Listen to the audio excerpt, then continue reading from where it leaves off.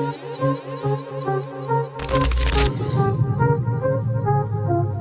they think that I just come in there and look for knockoffs, and that's not the case. I'm actually a sharp, smart fighter. So, well, I'm here. Who wanted to fight me?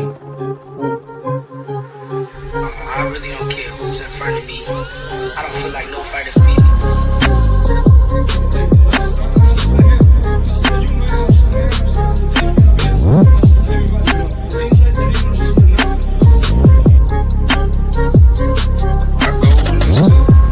Demolish everybody, to be honest. Everybody that's in my way. The pinnacle to any weight division is to have all the belts, all of the titles.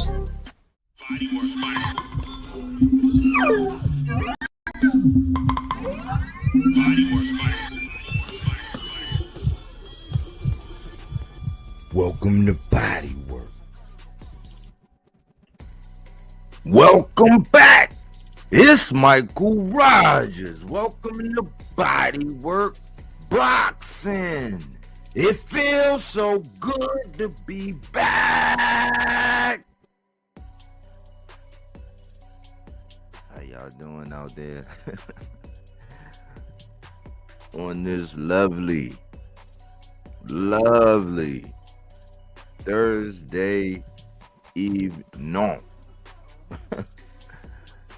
Listen, man. Cookie Monster, Bodywork, salute Cookie Monster. How I'm sounding, Cookie Monster? Let me know. Somebody let me know. Make sure I'm sounding crystal clear. That's what I like to hear. Cookie Monster. But man, I am of course, you know, gaslighting is at an all-time high. Gaslighting is just as high as the gas prices. You know, I'm not gonna go over the definition. We all know we you know, I'm kind of, you know, I think I've done a good job. I've done a good job over my lives making sure that people understand what gaslighting is, giving you examples, telling you how narcissists actually, how they use this tool, you know, of gaslighting. It's a form of a manipulation, right? That the purporter, the orchestrator, the designer uses to manipulate, control their victims. So I'm not gonna go over that. I'm here to cater to my intellectuals. You all know the basis of the channel is 3 small letters, SIC. Silence is consent, meaning, because they say all it takes for evil to prevail is for men, and I add women, to remain silent. That means you agree. You know, I mean, I ain't saying you gotta be a whistleblower. You know what I'm saying? I ain't saying you gotta be a whistleblower. I just say that you gotta put voice to things that you really care about, things that matter. Don't let people get away with saying things that aren't true, that have no value, that are detrimental to you. And that goes beyond boxing conversations. But what I try to do is add fresh water to the boxing conversations. I do try to do right by all these guys. Yes, I have my fair share of criticisms. And hit dogs holler. Hit dogs holler. You know what I'm saying? They do. They really do. Because I know, man, I can tell when I tweak a nerve. But anybody who's been watching me for any significant point of time, or sat through one of my lives, or actually listened to or watch some of my videos, know that I always come from a place of sincerity, that I want all of these young guys to actually win in the sport. I want them all to get as much money as they can, you know, regardless of some of the fights that they choose and the opponents that they choose and things like that. You know, I want the best for them, man, because it is a hazardous occupation, man. Very, very hazardous occupation. Anytime you get hit upside your head for a living, you know, for our entertainment, you know, for our criticisms, our money, salute, Bodywork, what's up? Salute our money. Man, I think this is gonna be I think people gonna like this one, man. But let me get into the little part of the curriculum, because I like to cater to the intellectuals. You know, this is not casuals. You know, it's a lot of channels you can go check out that cater to casuals. That's not here. You know what I'm saying? That's not here. So some of the things that I talk about, even when I be online going through these little debates, I'll be debating with casuals. You know, I be bigger fans of their fighters than they are. They just don't know it. They just don't know it, because a lot of times they don't know what they talking about. But listen, man, we all throw around this term, right? When they be saying take the bull or grab the bull by his horns. No diddy, right? We all heard that, right? But the idiom take the bull by the horns likely originated from the American West, where cowhands wrestled steers. And the phrase evolved to mean confronting a difficult situation directly and courageously. Here's a more detailed explanation. Literal origin: in the Old West, ranchers and cowhands would wrestle with steers to control them and to control a bull or steer. The cowhand would have to catch it by the horns. Eureka! Metaphorical meaning: the idiom evolved to mean facing a difficult situation head on without hesitation or fear, just as cowhand would confront a dangerous bull. Alternative origin theory: some people, the phrase may have originated from Spanish bullfighting, where bullfighters would grasp the bull's horns to force its head down. First recorded use: the phrase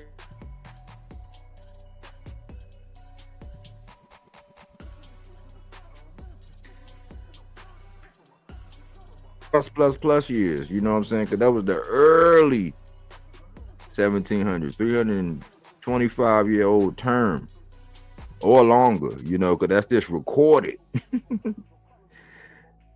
Meaning to deal with a difficult situation in a very direct or confident way. Easily baked. Salute Bodywork, salute Easily Baked. It's been a while since I've been easily baked, you know what I'm saying? I ain't gonna toot my own horn, but man, shoot, not drinking and not smoking. I swear I'll be wanting to roll up, man. Not drinking and not smoking. It is a tall task, you know what I'm saying, when you used to do it on a regular basis. But my mind has never felt this clear. You know what I'm saying? I'm going on, 6 months, maybe. You know what I'm saying? On both. A little longer with the drinking. Well, about a month longer with the drinking. But I'm doing good, man. I've never felt so clear-minded, so invigorated, so focused, dangerously focused. You know, I miss it though. I ain't gonna lie. That Mary, I ain't gonna lie. I do kind of miss Mary. You know, but put one in the air for me, Easily Baked.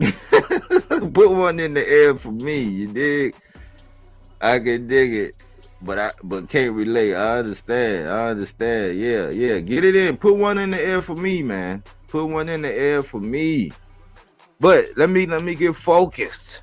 Let me get back to the task at hand. Will do, bro. Okay.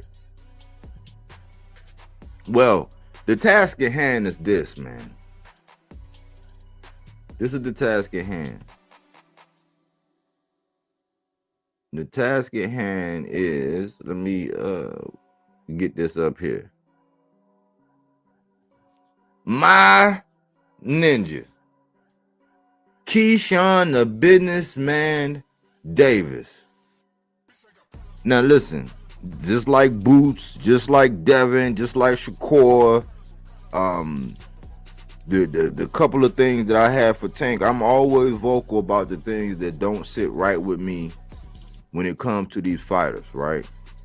And I be all aboard. I'm like I said, I want them to all get their money. I be all aboard. But when they choose to make certain decisions, I gotta say something about it.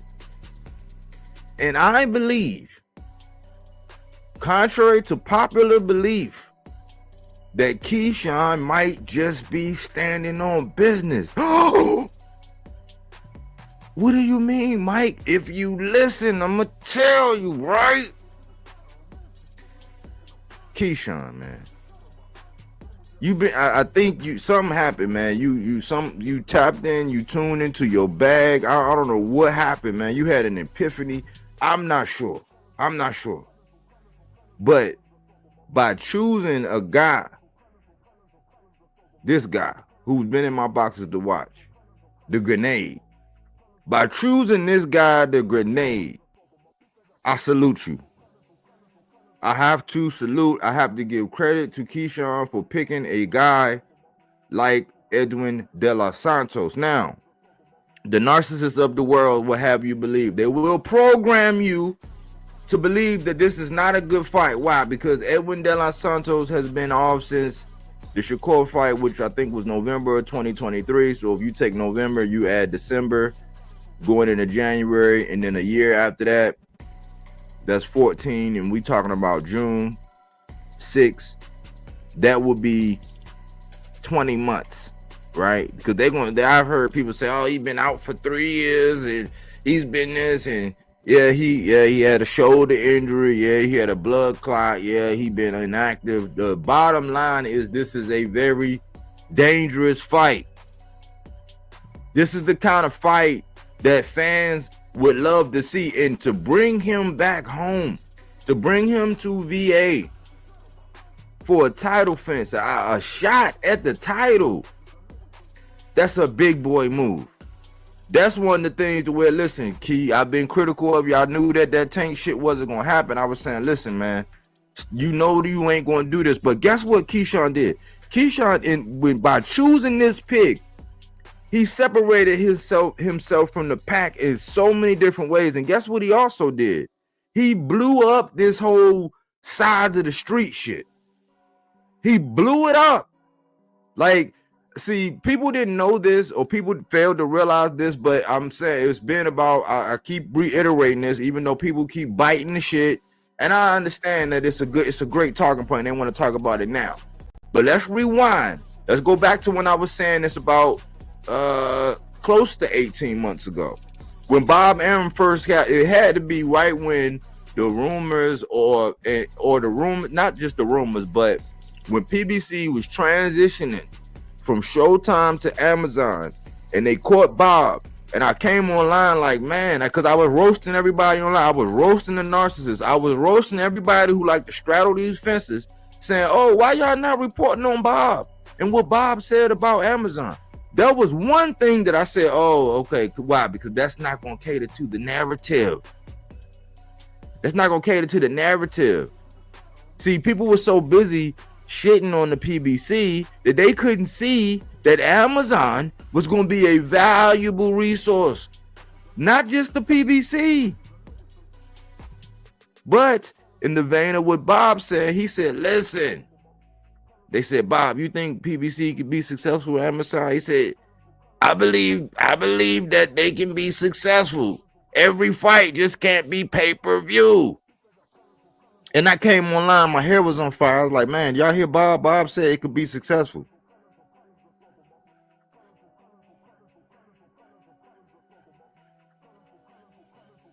And why did Bob say that? He said because he had experience as being the guy at that time when it was outside of anything that was in over there in Japan. He had dibs on Naoya, anything that was outside of Japan, and Naoya was actually doing it with Prime. How you think all them people was watching it? They was doing it on Prime. So I came out and I said, man, y'all, why are the big channels not reporting this? Why is major media not talking about this? Why? Because it's convenient to shit on the PBC. But I said, listen, man, y'all are too short-minded. Just like with the whole, when I came out and was saying that this, because a picture is worth 1,000 words, right? And I think this when they start fucking with my StreamYard. But when I came out with this, saying that this guy right here, when I said that this guy was nothing more than this, and I asked this question, is he making American boxing great again? And I was catching so much slack because people were so busy trying to jump on that pony. Or should I say camel? They were trying to jump on that camel. No toe. They were trying to jump on that camel and ride that wave. And I was saying, listen, y'all are short-minded. Y'all are short-minded individuals. Stop, get your hate. Stop talking about boxing surrounding the hate that you have for a promotional company, the hate that you have for a trainer, the hate that you have for just one entity. Get off of that. Start being objective. Start being forward thinking. Don't think about the short term. You know, when somebody say, hey man, what's your plans in the next 3 to 6 months? And then on the back end, they bookend it with what's your 5-year plan? What's your 3-year plan? What's your 5-year plan? Nobody was, because we in an instant gratification. We in an instant gratification. So when Bob came out and said what he said, right, that opened up the door for not just PBC to succeed or Amazon, but what that did was, I said a lot of fighters are getting ready to be exposed. Yeah. I said a lot of fighters are getting ready to be exposed because there is really no side of the streets. You know that? You know what they always say? You know the powers that be. I'm talking about the suits. The people that when you get a privilege to be able to catch them on the interview, if you can't get an interview, you can catch them on the interview, and you got somebody that's doing the job right. Like when they talk to Espinosa, or they talk to these guys, like, right, when they actually get them in front of the camera and they're doing their job, you know what they always say?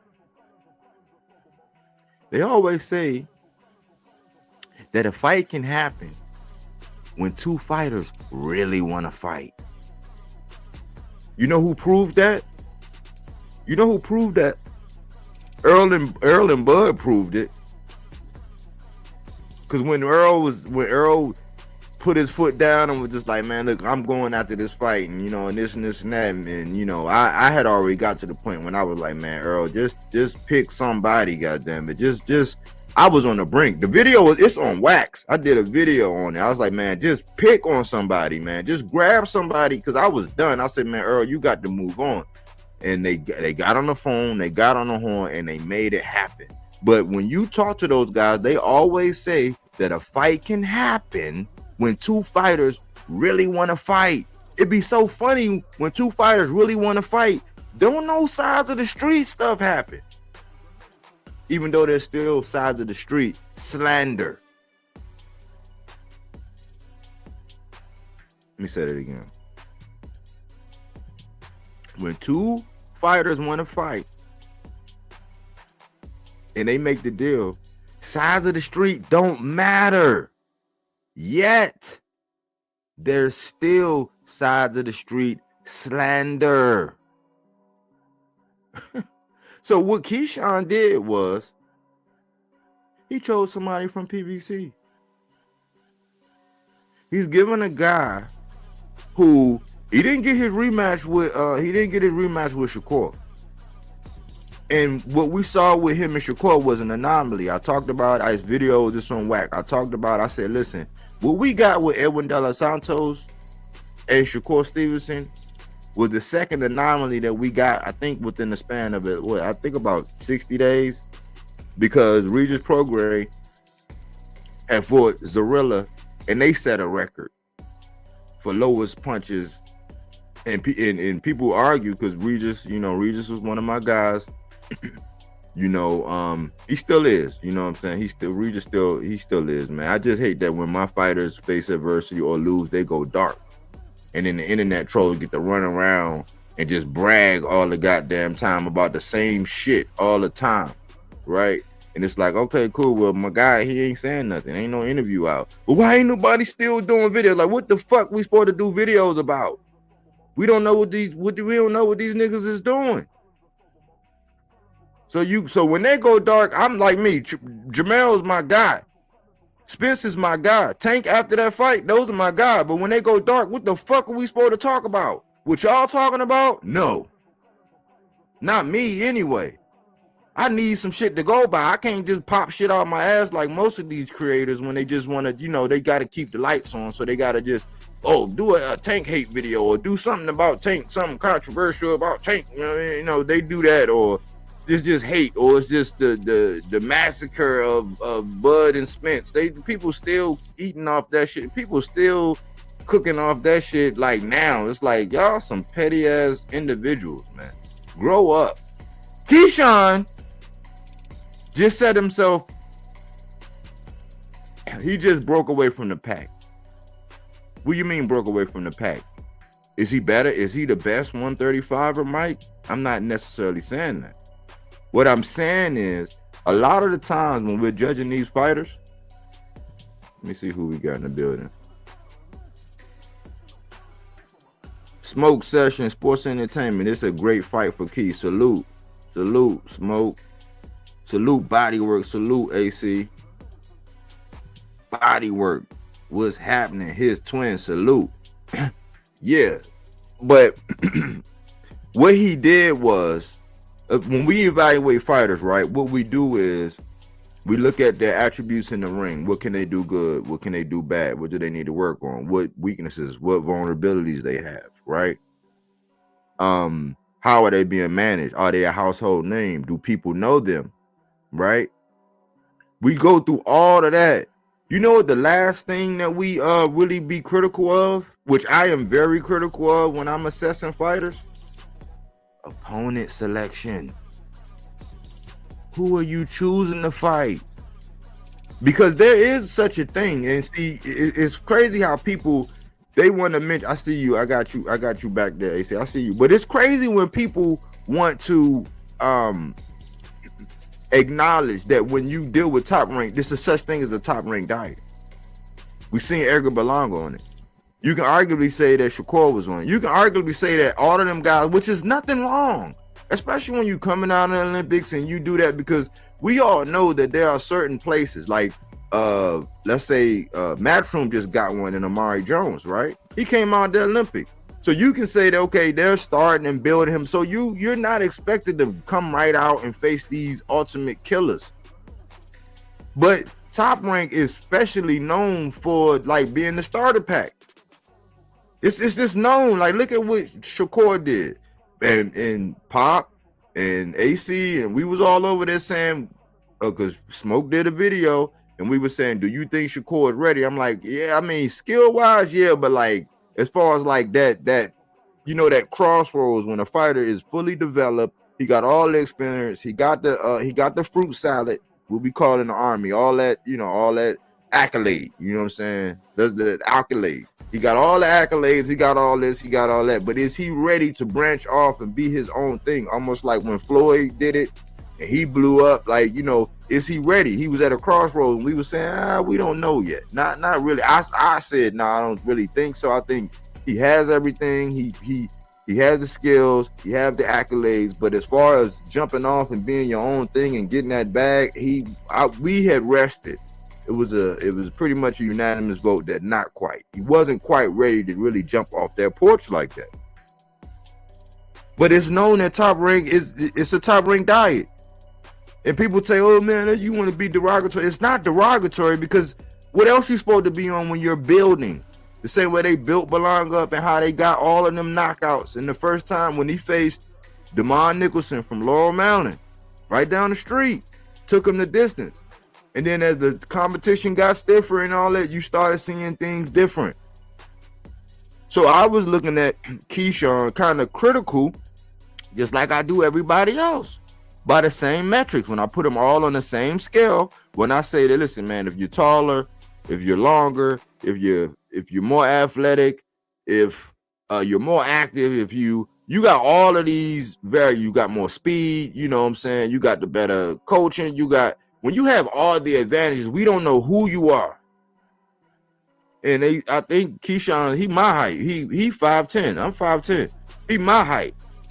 I didn't want to see him fight the little guys. Like I was telling him, like, man, you could just come on, man, with your reach, and then you in there, and I would say that Keyshawn is not Bud. He's not. But he's the closest thing that you will see do or mimic some of the things that Bud can do. That lean back, like how he scoop, how when he make you miss, he might give you 3 or 4 on the way down. Bing, bong, bing. Like, you know what I'm saying? Like, he's the closest thing to embody some of the, he has slivers of the pot. Once he put it all together, he's not a switch. He's not a switch. But once he, which is not all, I mean, it's important if you know how to use it and blah, blah, blah, blah. I'm not getting to that. From the orthodox stance, he shows slivers. He shows glimpses. He shows flashes of brilliance of being able to do some of the things that Bud do when he transitions from defense to offense and on your way down, bing, bong, ping. He can do that. The punch, some of the punch variety, some of the, like the lean back, that, you know, he shows that. But I was like, man, what did Duran check? Yes, that you got your fruit salad. You broke the cherry as far as getting your title. You know what I'm saying? We had smoke for you to get it on with Andy Cruz, because I don't subscribe to that same shit that everybody else is subscribing to. Oh, that was this and this and that, and now, and what has he done? I wasn't buying that. So I was like, yeah, you still got to do that. I was like, yeah, Frank Martin, he needs something too. But one of the names that I was questioning, I was petitioning for, was the Grenade. And I swear the boxing gods heard me, man. And I haven't had this feeling. The last time I had this feeling probably was when I got the news that, as far as big fights, when I got the news that David Benavidez was going to fight David Morrell. Because people are taking their shots at David Morrell and this and that. And they making it seem like that fight was a lot wider. Like David Benavidez just went in there and skull drug David Morrell. It's like, no, the fight was more competitive than what we thought. But when the news came out that David Benavidez was going to do that, I got that feeling. When the news came out that Steven So-Cold Nelson had accepted and agreed to a fight, and Eddie and them put my other guy, Diego Pacheco, in the mix, I got the same feeling. I'm sitting there like, I can't believe. I said, hold on, really? Is this fake news? Like, they really going to fight? They really going to scrap? That's the same feeling I got about this fight.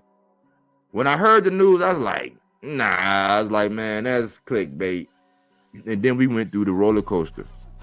We went through this roller coaster ride of, oh no, it's on, or that's what they looking at. And I'm like, man, this one of them things where they floating out a name and then they gonna switch it up. You know what I'm saying? It's another fighter that was famous for doing that. After every fight, I'm fighting this guy right here. I'm fighting this guy right here. I'm fighting this guy right here, and then go fight that guy over there. I'm fighting this guy right here. I'm fighting this guy, and these were some names. Y'all want to hear some of the names? Mikey Garcia, Robert Easter, AB, Tank.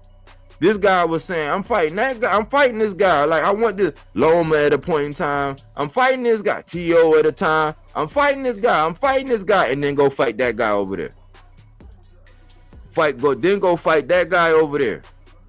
And I'm like, man, like, we got to stop that, man. We got to stop that. Right? So I thought that was one of those. And then we seen the news, and it was something about the money. And y'all know how I feel about the bag, man. When it come down to the numbers, man, it's like Jack Nicholson when he played the Joker on Batman, when he said, never rub up against another man's rhubarb.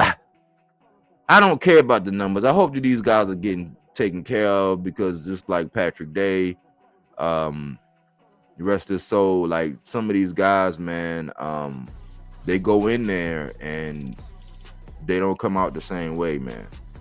So I never want to get into it, but the reports are, he said no bullshit. The reports are that what they offered Edwin and what Edwin thought he was getting wasn't what they offered. It was a little sleight of the hand, and I don't want to get into that because if I don't want to get into it. Long story short, they were saying it was off, and then all of a sudden they say once again it's on. And I said, you know what? I know that it was Wiley Kid and Wiley Cat. I still stand by the Wiley Kid and Wiley Cat. I still stand by the Bud is Lionel, and that's Wiley Kid and Wiley Cat. That's Keyshawn and Shakur, which I don't agree with that. And I was saying, oh, I thought that they were. Let me see. I thought that they were this, but they're really that. And I've accepted it. Like, I think it's a mute talking point to keep doing it. I think it's a mute because it's like it's a waste of conversation. But what I respect even more. I'm gonna tell you what I respect even more. This. For this man to bring Edwin De Los Santos into his home crowd, to defend his strap, to put his strap up for grabs against this guy, big boy move. I have to salute him. I have to say, you know what? The little things that I critique and I do all, listen, you shut me up with this. You shut me all the way up with this, and I don't give a fuck what they say about all this because nobody was saying shit. Now I'm gonna say this. I got a whole different newfound respect for Edgar Berlanga, man, after seeing the interview. I know what he's doing. Edgar Berlanga is playing the villain role. He's playing it very well. So I know what he's doing. So I'm not going to go in on him. He did win me money against Patrick McCory, right? I'm not going to go in on him, right? But nobody said shit about Montequila who went into prison in 2014 and got out in 2024, and that's who he fought. And he get all this credit for knocking out in the first round. Nobody said shit. So I don't want to hear shit about Keyshawn picking Edwin De Los Santos and all he been inactive and all this because what they did was because they didn't want to criticize Keyshawn about the pick, which I don't see. See, this is a matter of whether you got the rose-colored glasses on or not, or whether you're going to continue your slander for the PBC in any way necessary. That's what it boils down to, because they blamed Al.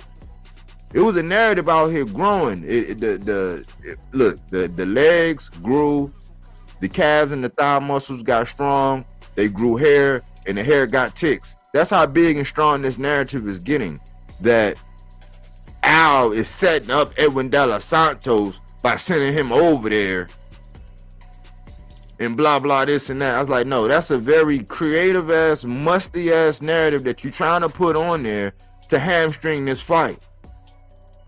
And there are a group of people who don't want Wiley Kid and Wiley Cat. They, whatever side they on, they don't want one party to outshine the other. They don't want one party to outshine the other. But guess what? Newsflash. Keyshawn just upped the ante. Why? Because of opponent selection. So instead of looking at it like Al Heyman advising, even though you got Samson and all this, instead of looking at them and advising and saying, oh man, they setting him up by over there, it's like, no, they're giving this man an opportunity. They're giving this man an opportunity. Keyshawn Davis, contrary to popular belief, is taking a big risk by fighting this dude. He's taking a big risk by fighting Edwin De Los Santos. This is going to be a crowd-pleasing fight. You're not going to need no GPS to figure out which one, blah, blah, where they at, and it ain't going to be no marathon. These motherfuckers, they going in there to scrap. They going in there to fight. They're not going to go in there to see. They're not going in there to fence. I don't think this fight go the distance, bro. This is a fan-friendly fight. And I have to give Keyshawn his credit for it, and I have to lean back because I thought he was going to do the thing where I got a belt, nanny boo boo, I'm gonna be selective. Hell no, because we got to think about opponent selection. I'm gonna tell y'all something. Tank went dark on me. He ain't been saying nothing. Everybody know I'm Tank over everybody. I'm Tank over everybody. But when I heard about that Jake Paul shit, yes, I want Tank to get as much money as I can, because especially because of all the hate he get. I want him to get as much money as he can, because everybody seen what happened to Earl. He lose one time to arguably the #1 pound for pound, and people been shitting on him since July. So I said, Tank, don't go out like Earl. Don't, you know what I'm saying? Don't go out like Earl. I want you to fight this. I want you to fight Shakur. I want you to fight all these guys. I want you to fight Devin. I want you to fight T.O. I want you to fight Shakur. That's me as a fan. But being out here in Baltimore and looking at it, I want you to get as much money as you can. But guess what? I wasn't supporting that Jake Paul shit, and that shit done reemerged that he gonna go do that next. That's opponent selection. I don't agree with that. I'm not a yes man. I'm not a hindsight. I'm not gonna wait. I'm not one of them guys to just wait till whatever my fighter do and then I figure out a way to backwards plan and justify that shit hindsight boy style. I'm not one of them guys. I'll speak my piece on it. I'm not gonna drag you through the mud about it. I'm gonna speak my piece on it and then I'm gonna move on. Because at the end of the day, it's your career. Keyshawn he set a different standard. Why? Because Loma, he out, I don't know where he at. He camping. I don't know what he doing. Jamel Charlo catch way more flack than Loma.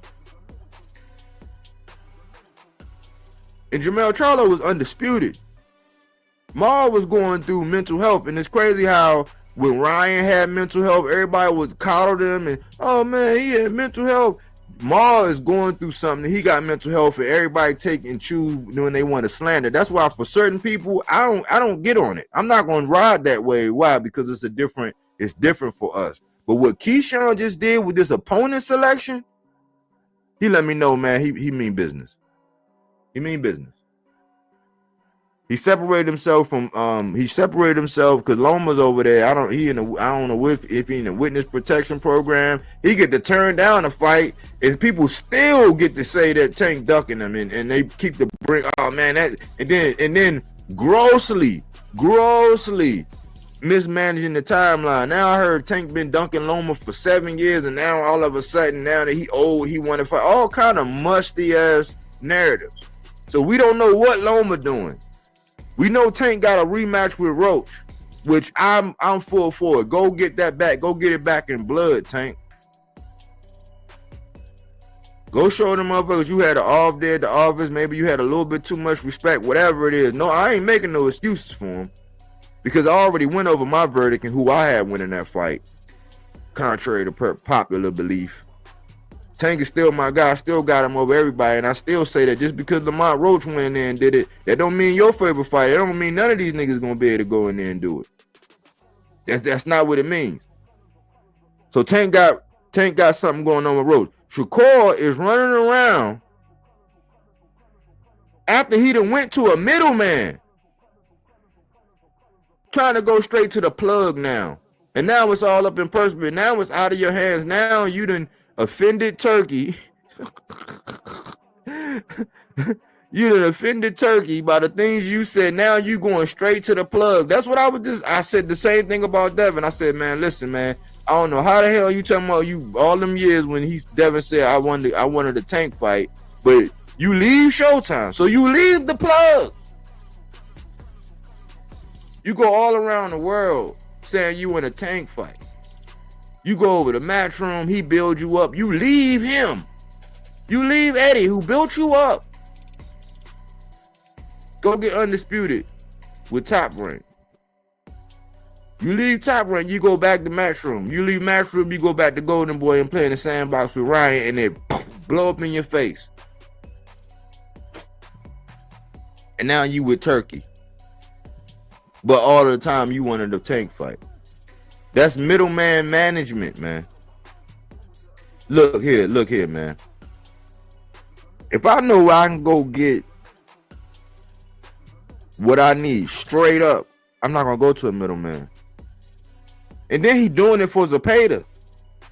It was never this sense of urgency. We need to negotiate. I ain't never seen none of that shit. I ain't never seen that sense of urgency until he got kicked out the whip by Turkey. There was never this urgency. It was a confidence in, oh, this man ducking me. He doing everything. Because when you hurt your hand, oh, man, Shakur hurt his hand. But when Zepeda hurt himself and he needed to regroup, oh, man, he ducking. That double standard was highlighted. AC highlighted that. But Keyshawn jumped off the porch.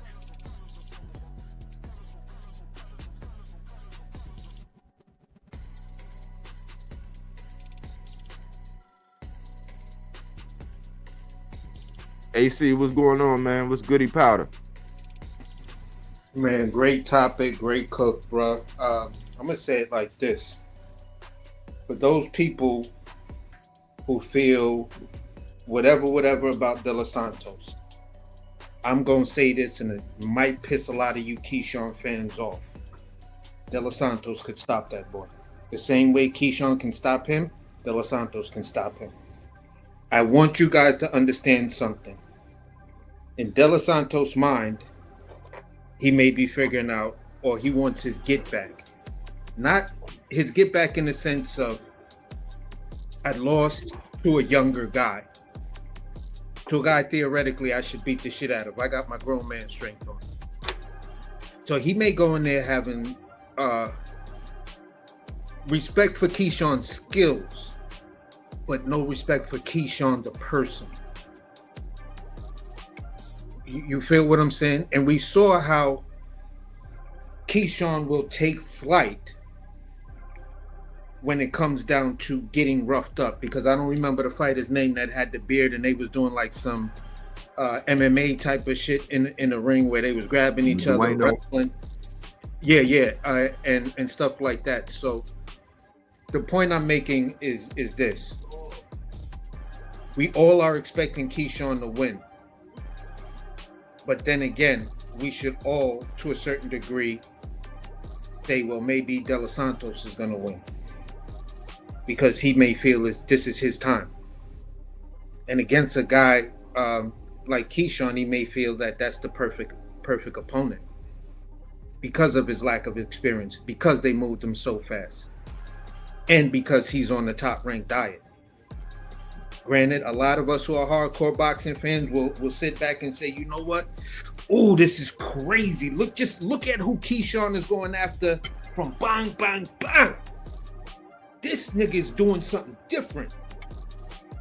Me personally, this is fuck your 3 division, Shakur. Hey. Now I'm gonna start to separate myself from you, homie. Hey, I'm glad. See how you said it? I ain't even say it. I ain't even get to that point. Because that's how I picked it once the fight was made. And he was like, yo, listen, I'll fight Youngin for 400,000. I even do it for 500,000. I don't need $1 million, bro. I'll do it for that. Because with that, it comes me beating Keyshawn Davis and a belt. What's my career going to look like after everybody that? on him, while everybody doing the great migration? But I told you, look. Where is that? You didn't do this, but this is what's really going on right here. Let me see.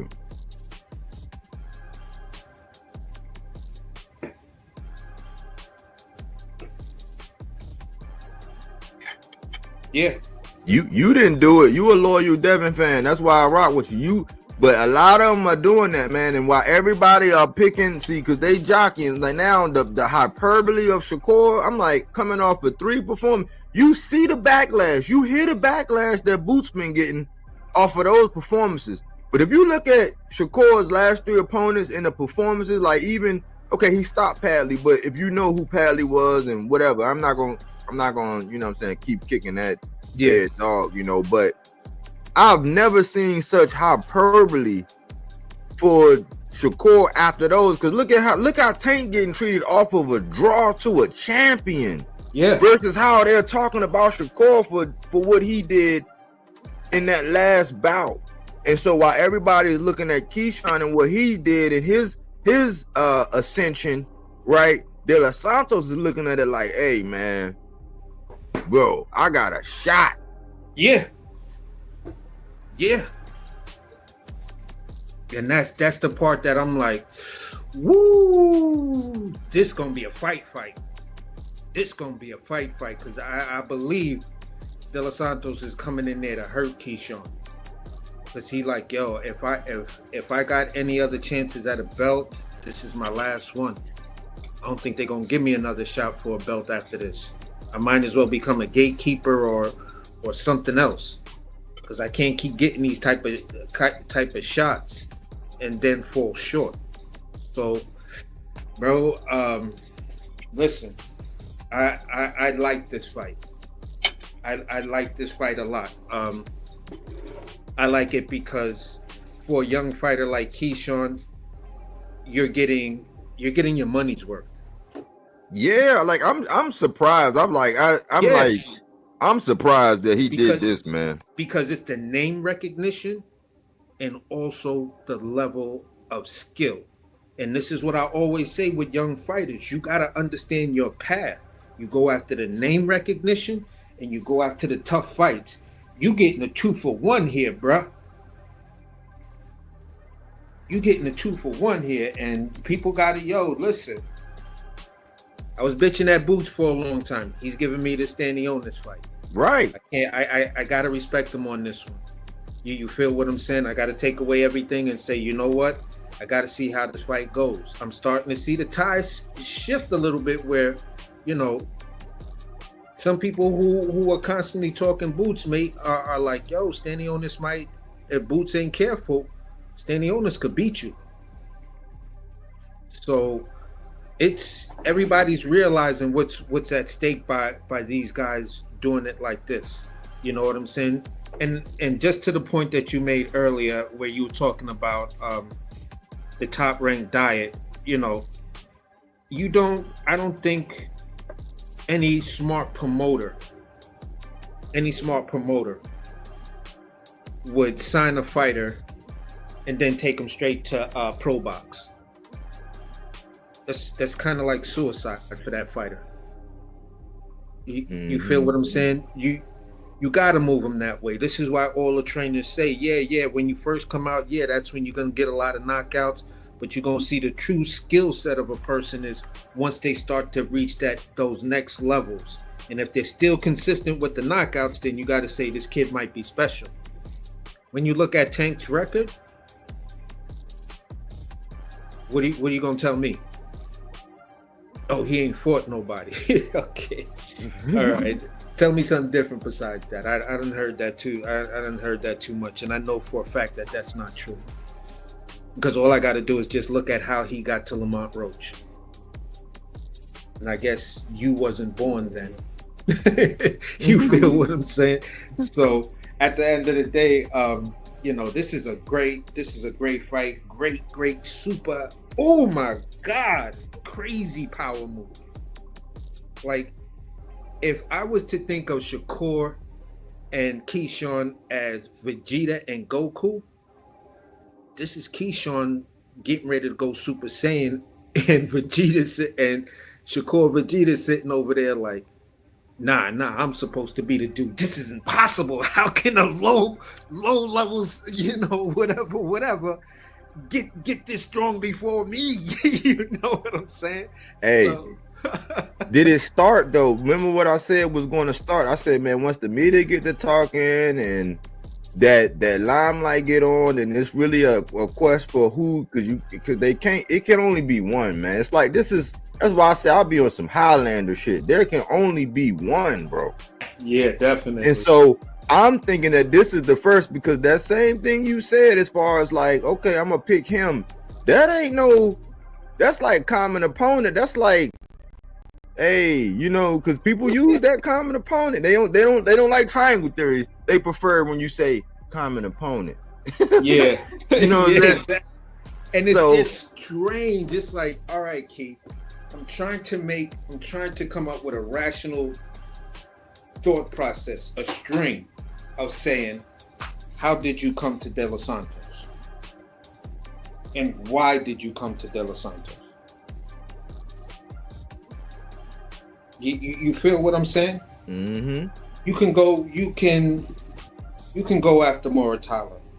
You can go after some of these other names, but one thing I've always said was when I was looking at the landscape, if Keyshawn got the belt, I was like, just look at the people in his division. And De Los Santos was down there, and I was like, yo, there's even De Los Santos down there. That would be crazy. I had wrote it off. I think we was all on your joint talking about that, or it might have been Pop joint, but it was just a thought way back then. Mm-hmm.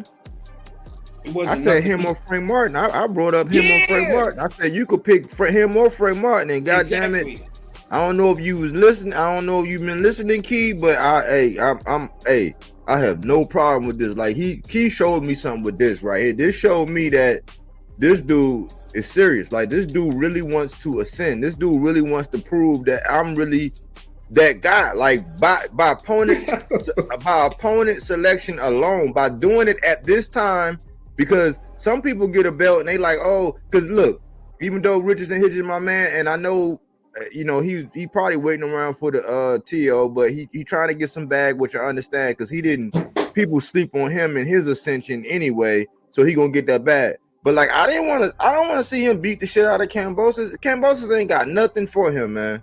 Yeah. You think he did? You think okay? People was bored by the pyro, man. I think he gonna be knocking motherfucking Kambosos all over the fucking place. But a lot of people believe that once you get a belt, you can go get your old jelly donut or something, get you some crimpets, and you know what I'm saying, something soft, you know what I'm saying, something light to the palate. You know, you a chef, so you know a little bit more. Yeah, that's that 90s. That's I wouldn't even say 90s. That's that like 2000 thing that became popular between boxers. That I got a belt. My second fight just gonna be a light touch, so everybody know I defended my shit. So now my first fight, my title defense, is a showcase to me being champion now. You feel what I'm saying? And I'm like, come on, dude, that shit is corny. Give me one of these tough fights from one of these dudes that's been calling you out. Yep. Nah, that fight need to do this. Why you ain't doing nothing? He ain't doing nothing. That's a great time. Yeah, what has he done? Oh man, listen, what has he done? Who is he? Come on now, he went to this. And people, when they talk about him and when they talk about De Los Santos and that dude Willie Foster, that was his first fight in the States.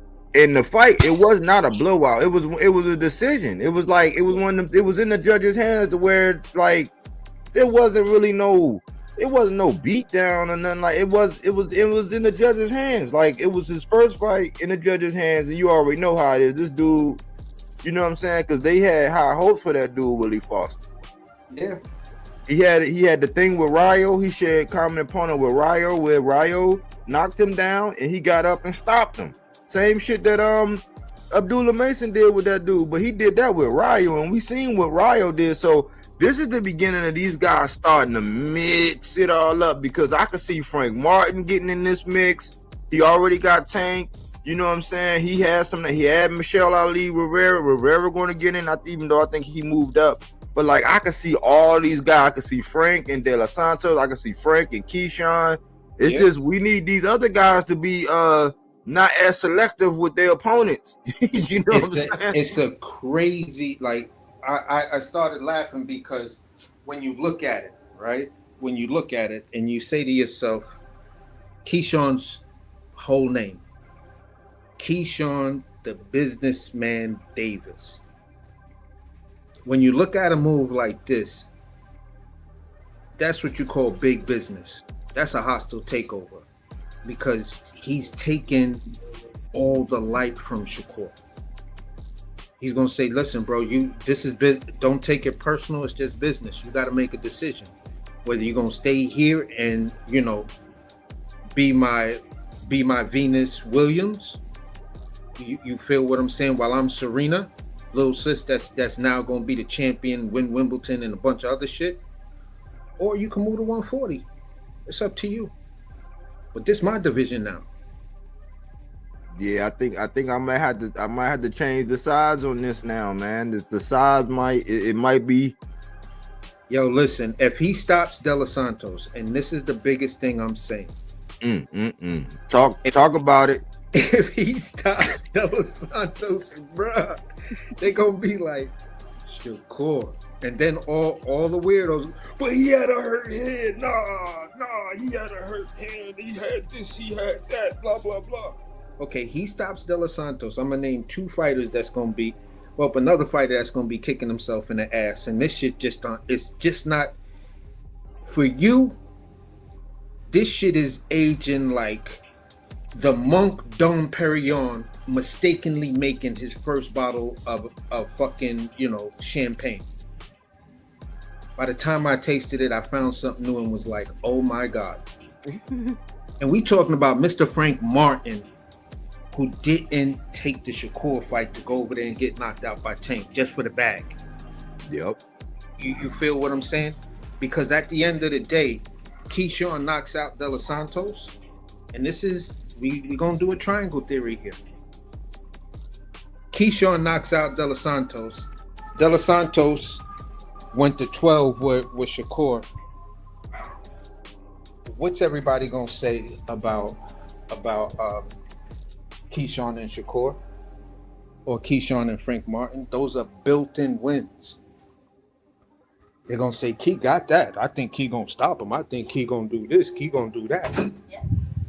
Keyshawn becomes the superstar, a tandem superstar to Tank at 35. Tank needs, then that put pressure on Tank, in my opinion, to now go out there and just do what many people expected was going to happen to what's the name from the beginning? Lamont. Yeah, to Lamont Roach from the beginning. So, man, if this fight is going to shake up this division, that's all I gotta say. Because we talk about big fights, good fights, and important fights. This is a big, good, important fight. Getting his money worth all around, bro. You cannot, man, listen. That's all I gotta say. And look, I'm gonna tell you something. Watch this, peep this, because I've been saying this. I've already said at the beginning of this, but from this point on, this April the 10th, watch the narrative and watch the who's gonna be undermining the value of this fight. And I'm gonna tell you why they're doing it. They're gonna be doing it in favor of Shakur. Yes. Because they are campaigning. I'm like, it's the dumbest shit in the world for this man to be running around attempting and scrapping for a fight with William Zepeda, man. It's like the dumbest shit in the world. I'm like, see, this is what I be saying. Like, it's different when you get up there and you in your building phase and it's like, hey man, I'm just fighting whoever they put in front of me. That's my listen. Like Abdullah, he can say that now, like right now, because he's right on the cusp.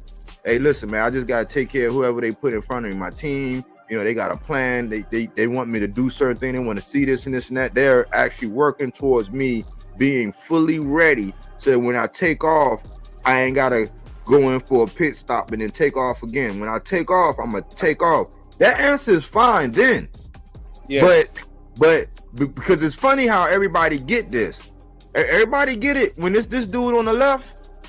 Everybody say, oh, he the A side, man. He can send the contract. Okay, so when you remove him from the equation and you talk about the guy on the right, it's a whole different conversation. And it's so funny, AC, because every time the conversation, listen, sometimes I'll be in the chat and I just don't say nothing. But it's not just over there. It's not just over there on the smoke session. It's everywhere. Whenever you mention an opponent for Shakur, the first thing they do is excuse it away. Yeah. Oh, he ain't did nothing. Who is this time, man? He'll do. It's like it's not. It's like that? Okay, that makes no sense. But it's like this. If you understand that when if the guy on the left is solely responsible, when he's the A side, whoever he wants, if he's solely responsible, when you remove him from the equation, and you're talking about another A side, it's his responsibility to get the fight. You have to put the same onus and the same blame on him. That's why I say Keyshawn with this pick, because when you're the A side and you have control and you can make deals, like, because he said, listen, I ain't believe him. I said, well, they still probably kind of still manage him. I ain't really believe Key when he said it. He was like, man, listen, I could choose who I want. I was like, yeah, he talking that shit. You know what I'm saying? He just talking that shit. But when you have the reins and you are an A side and you have the power to select, and then you select something like that, that tells me something. That tells the whole boxing world something. He's looking to make a statement. And damn, bro. Damn. I'm just I'm dying to hear what some diehard Shakur fans have to say about this one. I want to see if they're gonna down the fight or say this is a good fight. I just want to see, and then I'm gonna pose the question. So what if he stops him? And Shakur didn't. Are you gonna use the hand excuse, or you're gonna just, what is it? Is it Shakur? Is it just Keyshawn's time and just the luster around Shakur? Or are you just gonna say it might be fading? Because he's not giving us what we want as far as your accolades and the way you talk, and you know, now y'all trying to sell us that the fight between you and Zepeda is a mega fight. Man, when I seen AC, you be reading my mind. When I seen mega fight, I wanted to comment so bad. I said, no, because they're going to think I'm trolling. I said, mega fight? Are you fucking kidding me? I remember people was trying to cook me because I said the fight between Marquez and Manny was a mega fight. I heard you. You figure that was a mega fight. When you go back in time and look at it, Marquez was the man, Manny was the man. But y'all gonna tell me that what I was talking about wasn't a mega fight, but you telling me Shakur and Zepeda is a mega fight. Okay. Yeah.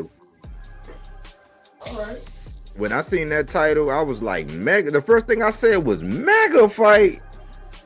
Like, it's embarrassing. And see, with all this being said, I don't want this to get misconstrued. Yeah.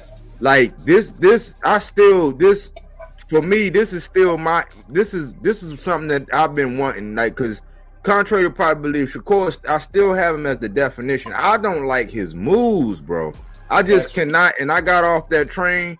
As far as the moves, I said that's my guy. When they say ding ding ding and he's not in there with Tank, I got him. You know what I'm saying? I'm rooting for him. But like, I don't want it to get misconstrued. But like, the moves that he's making and the imagery, and he's gonna, like, I'm telling you, listening to the media and allowing these people in the media because they get paid for sensationalism or being anti to a certain organization or a certain fighter. It's going to be detrimental to him, and he's going to look back and say, I shouldn't have listened, because and part of it, think about the interview that he had with Andre Ward and what Andre Ward told him. He was like, well, remember he was talking about all that negotiation stuff, and it's like, well, yeah, you get what you negotiate, and you got to do this, and with this right here, when I said, all right, read the room, it's like you're feeling like, because you hang out with these guys and you got their support, that you're already there. You can't move how Bud moves, because Bud is Bud. He did what he did already. You can't move how Andre Ward moved, because Andre Ward still be having regrets. This man was actually, before, I think I whacked his balls a little bit when I heard him calling out Jake Paul. I was like, man, Ward, if you do that, don't do that, bro. Yeah. Don't do that, because you could have did that. You could have came back for Triple G or the Canelo fight. You could have came back and got that when you were talking about coming back. I said, but don't do that. Don't do that shit, man. But see, Shakur, listening to them, look at the situation he's in now, because that's the kind of feeling I get that he got now. It's like, no, bro, it's still a lot of meat left on that bone for you, that you gotta, you know what I'm saying? You gotta do that. But I'm gonna tell you what they're gonna call you. They're gonna call you a key sexual now. AC, you are a key sexual. Yeah, some crazy shit like that. And I'm be like, how? And all I'm saying is what you guys are thinking, but because you're so dedicated to Shakur, you feel what I'm saying? You won't say it. So just let me put it to you like this, since you won't say it, and I have the courage to say it. If I'm going to consider you an intelligent person won't know the truth and deny it and choose ignorance, an ignorant argument over just stating the simple, undeniable facts just because it's what they believe. You believe Shakur is the best, so you've developed this belief system that no matter what facts are brought to you, it's, against Shakur, it's sacrilegious. And that's a cult-like mindset, whether you want to admit it or not. So that's just what I'll say to them and be like, look, I don't care if I'm offending you right now. I'm just telling you the facts, bro. Yes, Shakur's a hell of a fighter. You feel what I'm saying? I said at one point, I think he's, he has the potential to be a generational fighter, because you need good defense and you need good offense to be that thing. He has both of those tangibles, but his moves outside the ring and where he thinks he's at fucks all of that up. Now, if they're saying what Eddie Hearn, if we got to go by what Eddie Hearn say, and this is one of the things that I'm consistently talking about, the Sheik was willing to give you what you want. You just didn't want to fight in Saudi again. Why? How bad was the experience when you got to go out there, beat up an electrician, get paid millions for it, and enjoyed yourself? What happened out there that you said, nah, I don't want to fight in Saudi again? Hold on real quick. Salute Key. Salute Bodywork. Salute chat. He says Shakur fucked up. Salute Key. Glad to see you back. I was getting nervous, Key. I'm glad you still out here doing your thing, man. Good to see you as always, bro. But yeah, AC. That's my biggest thing. It's like when I saw that, and then I'm reading Eddie Hearn's statement, and then I actually got to see the tweets from Shakur. I'm like, bro, you're not going to convince me moving forward. You want the success you say you want. You want the love and the praise without putting in the work for the success. That's why you fucked up and don't nothing seem to go right for you. Because if all it is location, and then you coming out here, and this is the thing we be saying about you, Shakur, or I say about you. You don't always disclose the whole truth, and you quick to take some shit to social media. So you said the Sheik didn't want to pay you what you wanted, what he originally agreed. His only stipulation was you fight Zepeda over here in Saudi. Because at the end of the day, our 2030 plan has to be in effect. It's 5 years away. 5 years go by really, really fast, bro. So we want to hold all the big fights in Saudi. You call a man towel boys, and then you out here, tweeting at Oscar, and Oscar just said, after all the shit you was talking, I was like,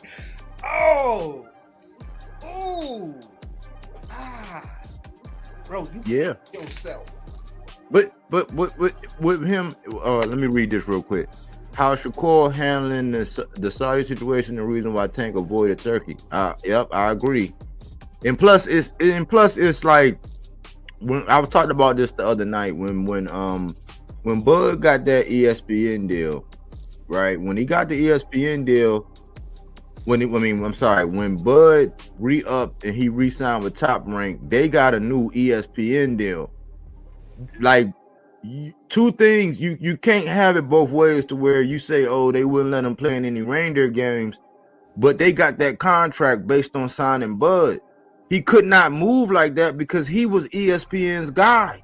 Yeah, like that was their guy. They just misallocated the budget towards Fury and Lomachenko because it's content, it's articles, it's so much stuff to where they were pushing Fury and Lomachenko way hard, and everybody was like, why they not showing Bud no love? But re-signing Bud was why they got it. It's the same thing with Tank. The Amazon deal was hinged upon Tank. Anybody that was crying and clamoring, like, yeah, he can let you go over there, but if you got a deal with Amazon, and Tank is like the guy, because you saw what happened with Earl. He went down. Mel, you seen what happened with that. Tank was the money guy. And then they had Canelo too. So it was Canelo and Tank. Yeah. So they could not do, like, yeah, they could reason, but with their platform, it's like, okay, if we do it, then we're gonna have a say, because that was the basis of the deal. And people don't make those comparisons. Yeah. But with Shakur, what I'm realizing is that it's all the finger is always being pointed elsewhere, like it's always somebody else's fault, or because they didn't do this, or he didn't do that, or they don't want to do this. And now in this like urban legend of nobody wants to fight or nobody wants to get embarrassed, I'm like, look at De Los Santos. Do you think he walking around getting embarrassed, like feeling embarrassed? Is Haratunian feeling embarrassed? Like, it's not like he just beating. It's not like he's doing what Floyd used to do, where he would just break you. Like when he broke down Canelo, he looked like his spirits was broken. He looked like when you break a boxer's will down the way, it's like, man, I don't care. Whatever he do, he's faster than me. It's like, I forgot what movie that was, but every time a dude went to go move, he would just get the shit slapped out of him, to where it's just like his hands started shaking. It's like that's embarrassing. But the shit that he's doing to people right now at this stage, it's not like nobody is scared to get in there with him. Yeah. See, when you really go back and look at that Canelo fight with Floyd, you can literally see when he was mentally breaking down, because he would have his guard up and take a deep breath, not because he was tired, just because he would throw a series of punches and none of them shits connect, and you just see him back up and go, and then try to go back in. I was like, yeah, he breaking this dude's mental, because he's getting frustrated that he can't hit him. And then he started to make even more mistakes and got hit even more. Canelo looked happy as hell when that fight was over. Like, he was like, finally this shit is done. So where people are trying to say, well, don't nobody want to get in there with Shakur and get beat up for 12 rounds. Well, I'm going to say it like this. If Shakur can get in there and beat somebody ass like a Floyd Mayweather for 12 rounds, you know, you signed up for this shit. You're professional fighters. I'm not respecting that excuse. Styles make fights. So you telling me you're going to dodge a person's style because they're defensively sound and have good offense? You beat that guy, it shows you what level you on. If I was a boxer, I'd be like, yo, listen, give me this Shakur dude, because I'm tired of this nigga mouth. I'm tired of him whining. I just want to fuck this dude up. Like, what's really good? And the minute I get in his face, I'm like, yeah, pussy. Now it's me and you, dude. All that stuff you did and all these dudes that you want to be around and act like you like, I'm going to show you not them. Give me that fighter. But what I'll be saying, and no pun intended, the handshake ain't matching the smile when you dealing with a boxer who got bad phalanges. It's like he said bad phalanges. You know what I'm saying? Like you got bad for, like, come on, man. I wish I would. You know what I'm saying? I wish somebody would be trying to square with me and like, you know what I'm saying? Like, come on, man. Like, you hurt your hand on Padley, man. Like, you know what I'm saying? You hurt your hand hitting somebody to the body and you just underwent surgery. Like, bro, that's like, it's not, it's I don't see and then if you look at it, a lot of the guys that's in the conversation that a step up, like, most of them be punchers. They excuse the punchers away like instantly. Yeah. It's like, no, man. Like, come on, man. Like, we know you a bad boy. We know that you have slivers of, I don't even like the Mayweather comparison, because you could say that Floyd he was a defense first fighter. You could say that. Like, so the commonality is that they're both defense first fighter. Exactly. That's where the buck stops. Exactly. That's where it stops with me too. That's where it stops. So like I don't like that. It's like, yeah, y'all in the same conversation as far as being defensive first, but his transition from offense to defense. Now Shakur, now Shakur down at 130, in 126. Like some of those, the glimpses of that, yeah, it was more of okay, I could see where this is going because he would let his hands go and all that. But like with the bad hands, like once Floyd had got the bad hands and he changed his style, that didn't make him less offensive. But to tell me that people are running around scared, it's like no, because they don't want you to either rake them over the coals financially like you did Jamel Herring, who was your boy, and have the media and then get slandered through the media because they're gonna paint you a certain way all of that time. Just like another fighter, when you on the opposite end of this other fighter and you're in the media, you gonna get slandered from the time that fight is announced to the time y'all get in the ring. You're gonna have to deal with slander. You're gonna have like people trolling you, people saying all kind of crazy shit to you, and then who knows? Like maybe Schofield fucked it up for everybody, but like if the fight go down, you're not really like, you might get outpointed. You're gonna get out fenced. Like ain't nobody, like you're not in jeopardy of being knocked out. So it's like the handshake don't match the smile, and it ain't worth the hit to your brand and your reputation by even signing up for it. Like with everything ain't gonna be like, okay, cool. Like the way this shit look, okay, let me bring it home. Let me clarify what I'm saying. We heard from Keyshawn some potential names. First I heard somebody, I forgot who it was. And then when the De Los Santos come, I was like, oh man, I said he ain't gonna do that. And then next thing you know, it was on, it was off, and now it's on for sure. Yeah. It wasn't an ugly mess. It wasn't oh man, I wanted this and it wasn't none of that. Even when it was publicized what the numbers were, and it was, I guess it was discrepancy with De Los Santos and his team. The next thing you know, okay, now it's on. It wasn't this long, drawn out, sloppy Twitter war. It was like 3 days, no more than a week. They corrected that situation. I'm like, wow, that's the definition of two dudes wanting to fight. And the A side saying, okay, we may have made a mistake. Maybe there was a miscommunication in translation, but this is what we're trying to do. Mm-hmm.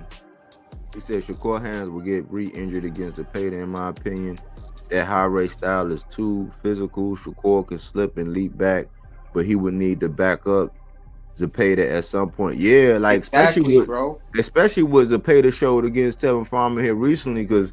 And I don't think Shakur could take that kind of body. Like Tevin Farmer, he said he always took body shots well because he was getting his body killed, man. Zepeda was in there eating food, bro. Yeah. I was like, whoa. I just think it's silly for Shakur to be running around chasing Zepeda, and it's all these other names. It's like you could just go on. You just go on part 2 of your killing spree whenever you decide to be the A side. Yeah, I just don't. This shit was Zepeda because AC. Tell me if I'm lying. From day one, wasn't I the first one to say, "Listen, man, I don't know how y'all gonna guarantee some Zepeda when he over there with Oscar." How long I've been saying that? Since we was talking about that, since we was cooking on the deal. I said you can't guarantee shit with the other promoter because you dealing with Oscar. It sound good and you gonna get a lot of clout of it because you got an online presence and you got a lot of people that's gonna echo that shit all out in the atmosphere and reverberate all day every day. I was like, but it don't sound right. But Shakur, you got all these names. Like you could take the Lucas body. You could go ahead and expose. You know what I'm saying? That he got lucky against H2O. You could take H2O. You could take Jair Herrera. Like you could, because I always ask this. And now we went through Tank. Now Tank he either gonna take your O, knock you out, or knock you out as a champion. So you either a champion or you undefeated. He's taking something. Yeah. And he's knocking you out. So the only ones that survived was what? German Haraz, Pitbull Cruz, and now Lamont to the draw. But he's taking an O, or he's taking a belt. It's like, it's a lot of guys over here that's like, it's uncharted territory. It's not a common opponent. It's not somebody that, because Tank already fought him and all this, or like, because people wanted the rematch. People wanted the Shakur De Los Santos rematch. And they were like, what? For what? It's like, because that was an anomaly fight, and he didn't, like, you can argue who won that fight. That was like controversial. It's like, what do you, because look, in most of the fights, think about the fight we just saw. In most of the fights, they've been giving it to the aggressor or the one that's trying to press the fight. That's my point. Look at what they did to O'Shaki. And then what they did to O'Shaki. So even in that anomaly of the least punches landed coming off of that Zorilla and Regis fight, it's like it still left a lot to be desired. So when you get your hand right, you already got familiarity. Go in there and get your Floyd on. But that was a no. But there's so many names out there where you could just peel the lust off. Go peel the lust off and more retire. Well, look, since Key's going to go ahead and attempt to clean up De La Santos, because I still don't know how I had that fight. I gotta go back and look at the film and all that, because I can't say who's gonna win right now. I can't, man. I'm still shocked, and I still got my fingers crossed, and I'm still knocking on wood that this shit go all the way to the finish line, right? But go knock the luster off of Andy Cruz. He on your label. Yeah, bro, I'm gonna say it like this. When we talk about moves and where people are, the thing for me is when I looked at the Shakur and De Los Santos fight, I was like, okay, I just was on a live where we were talking about the rules. And the way he keeps dipping under and his head keeps passing or it's right at the line, when does the ref take a point for that? When does the ref take a point for non-engaging and a bunch of other things? So for me personally, I was like, all right, I'm going to give the effective punching because there ain't really a lot of punches. And I'm going to say the 1/3 punch over a jab. What is more effective? So I was like, I had De Los Santos winning that fight. I was like, if anything, this shit's going to be a draw. If it's not a draw, they got to get his shit to De Los Santos. He's the aggressor. He's doing everything. Shakur's not really doing things, and he's doing a lot of things that I think they should take points off of.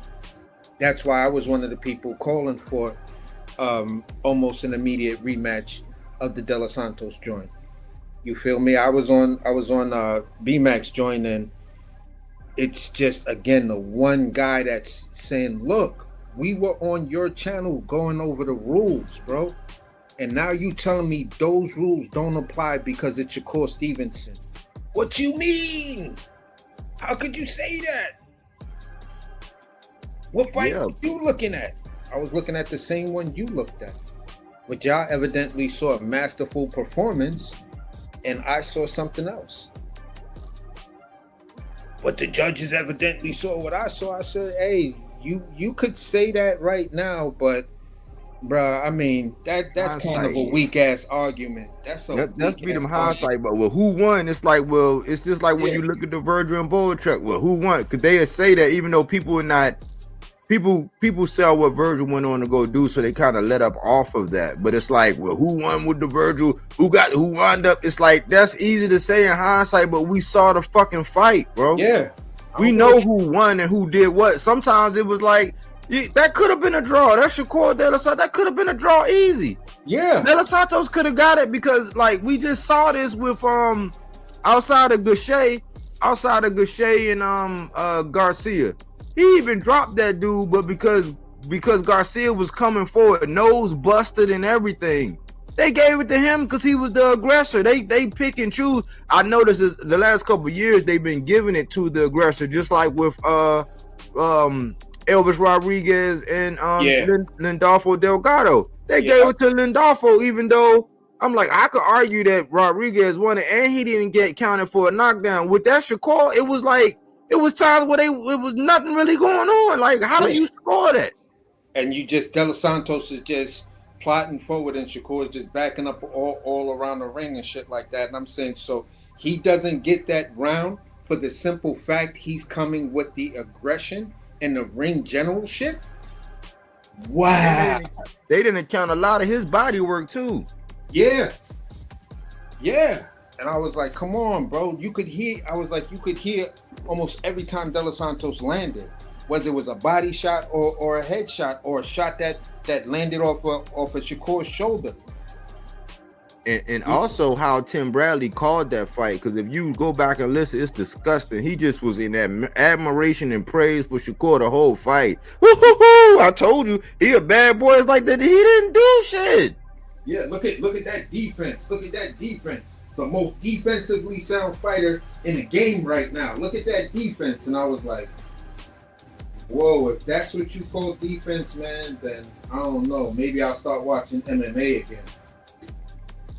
No. But I mean, to bring it back home, man, it's just like, man, Keyshawn just upped the ante, man, and that little people was trying to undermine that it's a real rivalry, but Keyshawn is actually showing that he's a little bit more competitive than what I thought he was. I'm like, okay, he got his belt, he gonna parade around, he gonna be, kind of satisfied that he's a champ. No, I don't think so, and I think that this have a lot of people, because look, you gotta look at the landscape.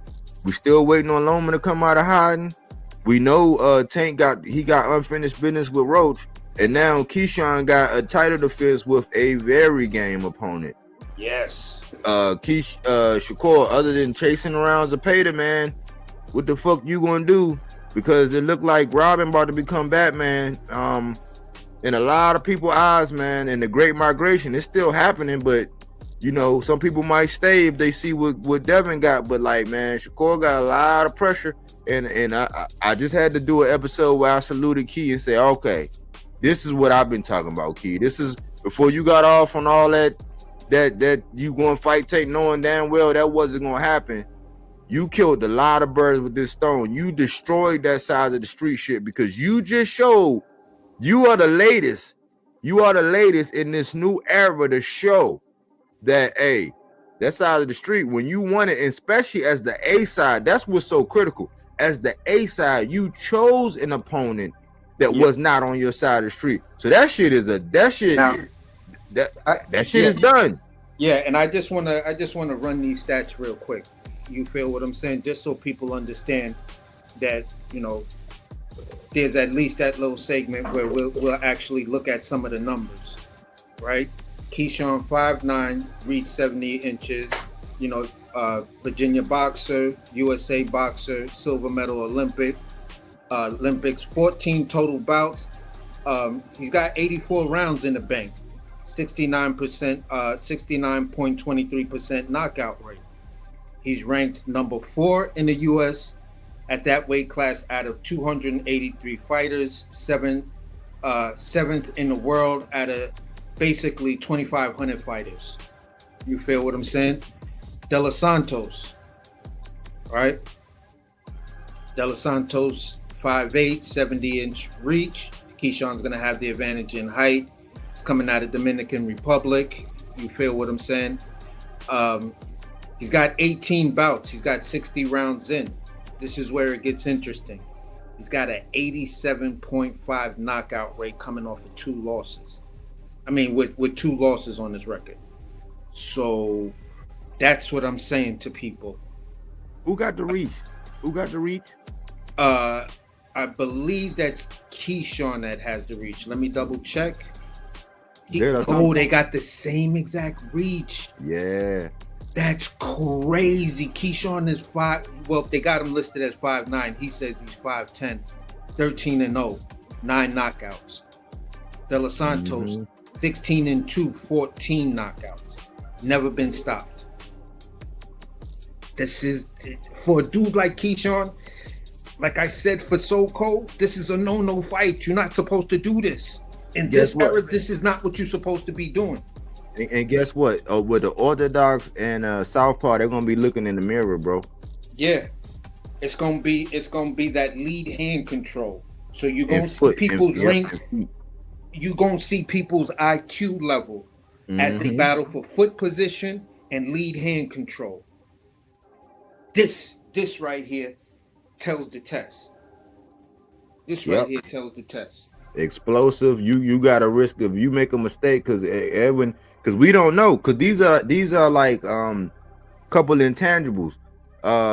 Power, that's questionable because Keyshawn can get his in he can get his in combination. It's them combinations when he run them combinations and he boom ping pow. De Los Santos can fucking he got one punch knockout concussive power. I think Keyshawn does too. So I don't know who got the edge in power. I might have to say Edwin, man. I might. I don't know. That's controversial. As far as speed, I don't know. You know what I'm saying? The cleaner work, the better combination puncher. I'll probably get at the key because he got them he changed levels. Yeah. As far as footwork and He got that cutting off B&B training, bro. You just got to give him the edge on that. He got that B&B training. Yeah, I'll give him the edge on that. But like, see, this is what I'll be talking about as far as when you don't have all that, like when it's a mixed bag as far as the advantages. This is a fight. This is a fan-friendly fight. And I'm telling you, mark my words, if you listening to this, if you hear this on the playback, chime in. I want your response. Chime in on some of the things AC said, but I want y'all to listen to the narrative going forward about this fight and how they're going to try to downplay it. And this is a fan-friendly fight. This is I'm gonna say it. This is an anomaly. You don't get no guy picking no guy like that because they always picking. I've been the one saying, man, Key, you like my height. You know what I'm saying? Yeah, you fight down a lower weight. I don't know if I could get down to that weight at all. Like I would kill myself. I'll be looking like I'll be skin and bones. I'll be a skeleton trying to do that. But he's closer to your size. Like it's like they're gonna be looking in the mirror. They damn near the same size, got damn near the same dimensions. They both explosive. They both. You gotta say they gotta have at least, you know, we know Keyshawn, he got a good IQ, you know what I'm saying? Even though I think his weakness is the pure boxer. We'll talk about that in another time. But this was to give Key the credit and give him the salutes that he deserved for doing something like this. Yeah, because again, this is in this era. This is not a fight you take and you just got your belt. You stay the fuck away from it, Edwin De Los Santos. You pick some dude, some weird ass dude. You feel what I'm saying? That's don't nobody know. Is ranked somewhere between 13 or whatever, 13 and 15, and hopefully his last performance he looked good in it. But he's not going to be on your level. You feel what I'm saying? So let's just say, wow, Edwin De Los Santos is still down at 13. So he never moved. That's fucking bananas. So let's just say, I don't really know how to pronounce this dude's first name, but he's ranked 15 in Keyshawn sanctioning body, something Yang. You pick some dude like that. Hopefully his last fight was decent or whatever, but this is what Keyshawn's facing. That's there. Raymond Moratalas, Sam Noakes, Zora Abdullaev, Christopher Mofo, Bernacek found himself back at number 5.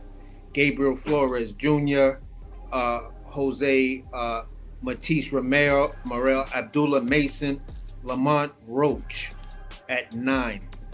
Andy Cruz, Alan Abel Chavez, Shu Utsuki, Edwin De Los Santos is who he's facing right now. And 14 and 15, Paldo, and Yang. That's the 15 guys he has in his division. Plenty of goddamn work. Like, damn. That shit is deep with excellent names. Deep with really, really excellent names and really, really good fights. Yep. You feel what I'm saying? So, whoo, this is gonna be a great one. This is gonna be a great one. That's why I said my ninja, man. Like, yeah, this is it's a good look. This is a good look for Key. I'm excited about it. Let's knock on wood. Hope that the boxing gods don't forsake us like they did with Montestanianis and Virgil, like they did with Frondoy and Spence, or like they did the first time with Charlo and with the first when Charlo and what's his name? His little rival, he had to double back and get him the first time when that didn't go across. Castaño, yeah, Castaño. Let's hope the boxing guys don't do that to us. You know what I'm saying? But yeah, man. How you want to land your plane, brother? I appreciate you coming through too, man. As always, man. Great talking points, man. Always add some flavor, some seasoning to it, man. Where you want to land your plane at? I'm gonna land my plane in like this. All of us boxing fans, I'm talking boxing fans, we should all be hyping and praising this fight. Our voices need to be the thing that leads the narrative, so these goofy niggas just don't get the opportunity or just be too ashamed to try to come and downplay this talk, because they're like, yo, some of the real people out here talking about this fight, this is a big power move for Keyshawn. So respect that. And just with that being said, bro, great conversation. Great topic. Great fight. I don't know. I don't even know what else to say about it, man. I can't wait to, we get the venue and get the first press conference out the way, because then it's like, yeah, we rock solid right now. Yeah. We rock solid right now. And with that said, Body, man, great show, man. On to the next one, man. All right, man. You have a good evening, man. Appreciate you. Yeah, for sure. All right, bro. Yeah, man. Great piece, great addition to the conversation as always. AC came through. Back to my guy Cole Key, man. Yeah, man. Shakur, he's a dad, man. I think he got a little girl. He got a lady and a little girl. So the family stuff, I try to stay out of that, man. I wish him well. I just think that man, that the side of Shakur that we're seeing now is not the side that like really made me a fan. First of all, his boxing inside the ring, which was a change. That's what actually made me a fan, and then as things happen outside the ring, because like I always say, I start off looking at these guys inside the ring, and as the conversation or things happen, it takes me or brings me outside the ring, but I try to keep it inside the ring. It's a lot of other people out here that get into some nasty stuff about these guys and all that, and it's like, no, I'll touch on it if it's pertinent, if it's relevant.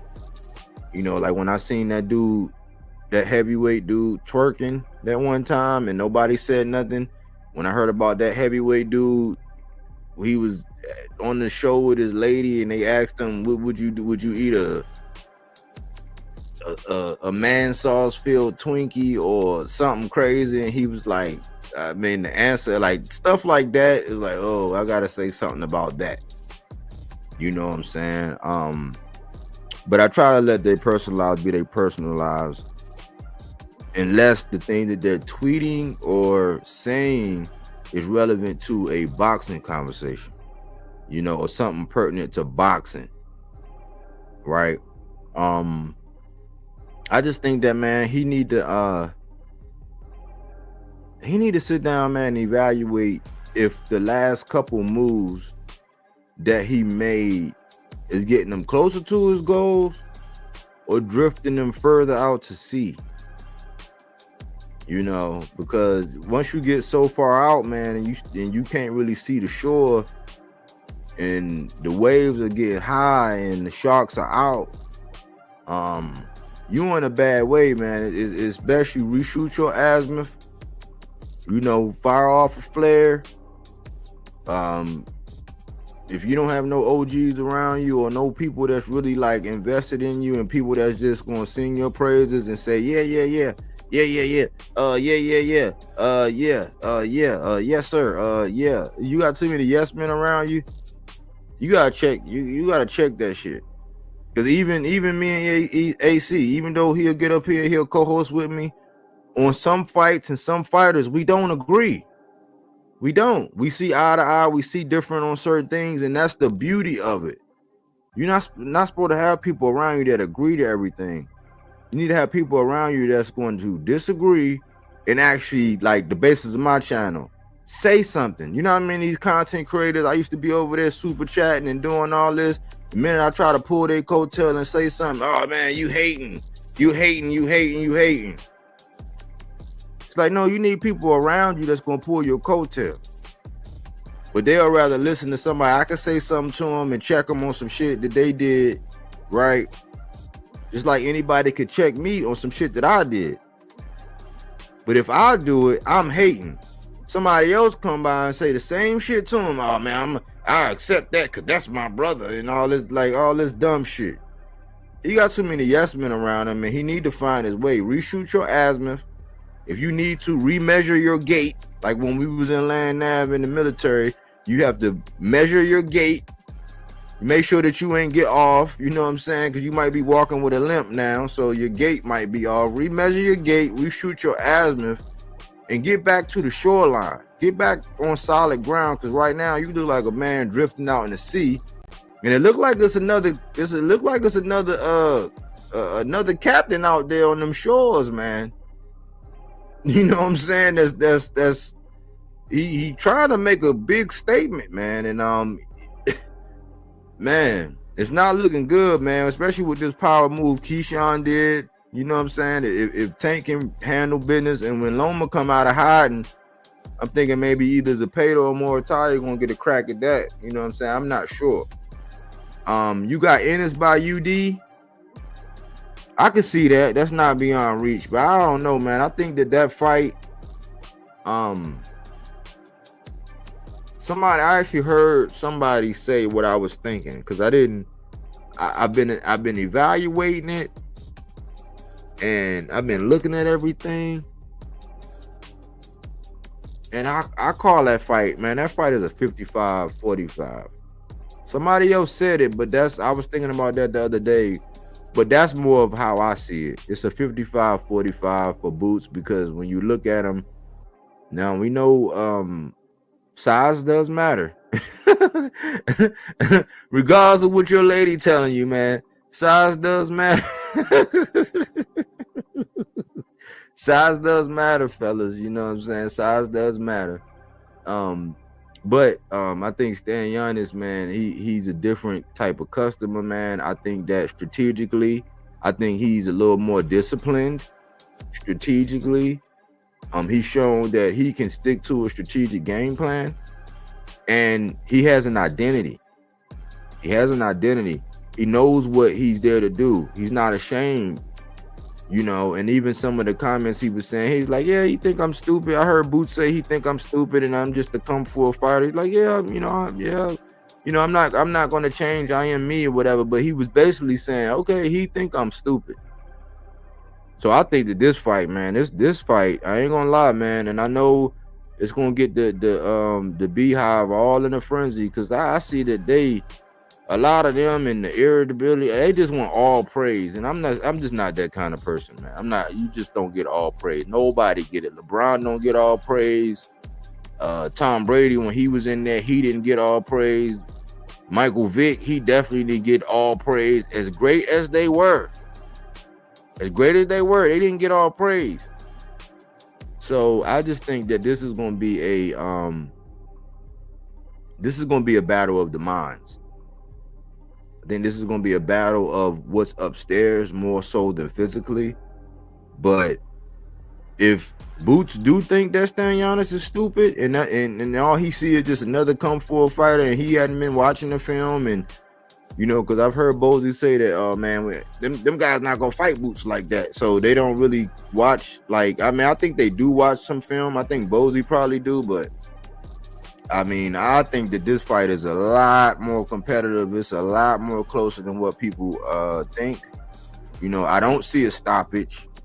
I would see a decision, but I mean, I could see if somebody make a mistake, they are gonna go to sleep.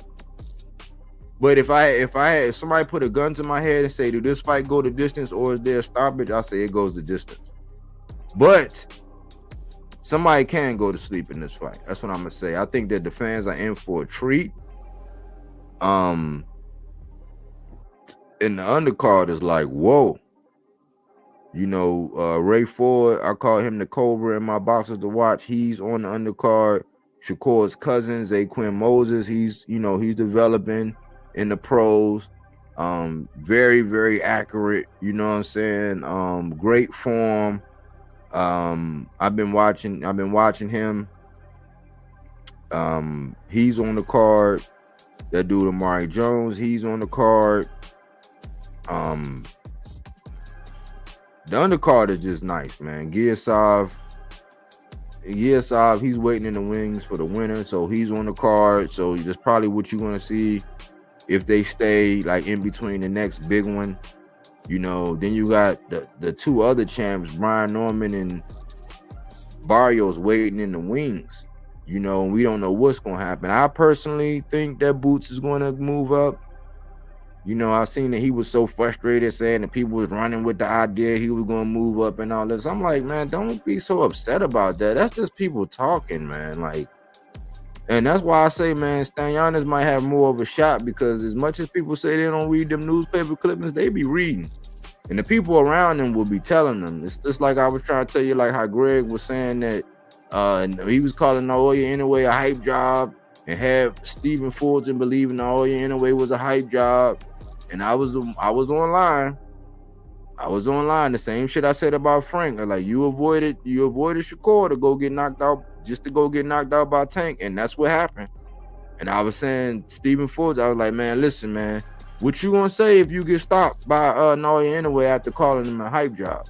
So a lot of that, man, we were talking about this earlier on Pop Channel.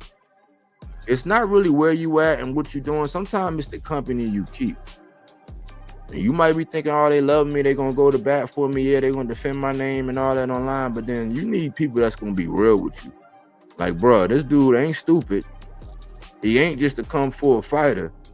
Like, we all know, like, yeah, because Boots saying, man, I've seen plenty of fighters like him. He ain't seen nobody like me. I'm like, man, woo. I hope that shit aged well, man. I hope Boots, may the best man win.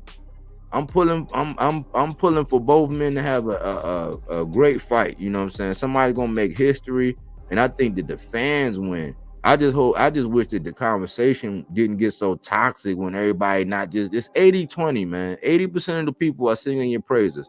20% of them are hating. You pick and choose which side you want to cater to in the conversation, but don't let it own you. But I know these guys read the newspaper clippings. One of them just say they don't care, and the other one says in Stanionis, he says, I watch everything, I listen to everything, I see and hear everything. Like, yeah, I see what they're saying, I see and hear it and all that. He takes ownership of it. He said, yeah, I doubt myself. He said, you know why? Because that keeps me humble. That makes me work harder. That makes me go even stronger. They said, well, how do you think you're gonna win this fight? He said it basically comes down to the intangibles, my desire, my will, the intangible things. He's like, he was no stranger to admit that he's at a physical disadvantage, but that didn't bother him. So I think we in for a good treat this weekend, man. I think we in for a good treat. But that was the show for tonight, man. I'm happy for Keyshawn. I'm happy for De Los Santos. Both of them, man. I like both of them guys, man. We can't lose. The fans are going to win. My ninja. Keyshawn, man, I'm proud of you, man. I'm proud of you for making that move. I got one of these for Keyshawn too, but this is the grenade, man. Very explosive, very dangerous fight. But with that being said, man, support the channel, man. Like, comment, subscribe, talk to me. I'll talk back. This is Fruits and Veggies, not that Reggie. Fact-based content. And although I give my opinion, this is not opinion-based. This is fact-based content. Fruits and Veggies, not that Reggie. But you know I love talking that boxing talk. I can talk this shit all day and all night, except for I got things to do. Anyways, y'all, thanks for choosing Bodywork Boxing. But we don't take things for face value. We do that body work. He didn't want to box. He wanted to actually prove that he could punch with you. He was like, what the fuck is this nigga? Right? Oh, okay, you want to go to sleep. You tired. Welcome to Bodywork.